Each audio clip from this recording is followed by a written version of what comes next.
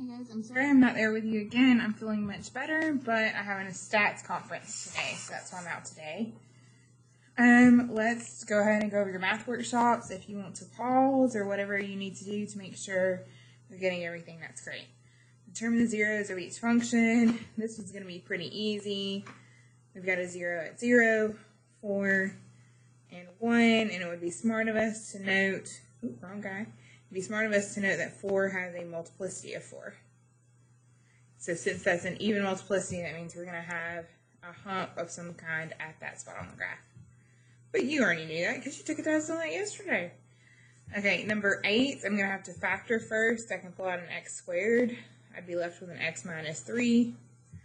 So now if I'm thinking about where my zeros are, I'm going to have a 0.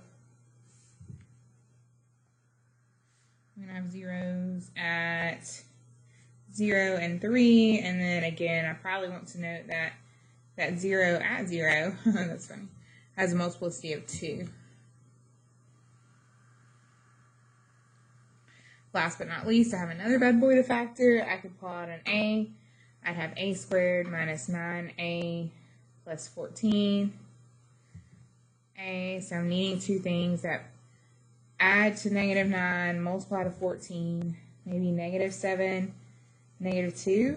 Negative 7 and negative 2 do add to negative 9. Negative 7 times negative 2 does multiply to positive 14. So yay, we need to determine our zeros.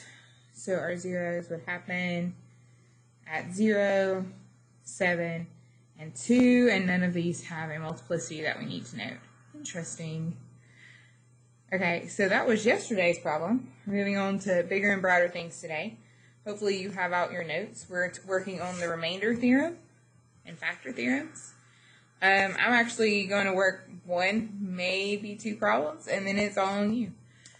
Because I warned you about this the other day, we're actually going to use synthetic division. It's going to help us figure out all of our answers. Okay, give me just a second.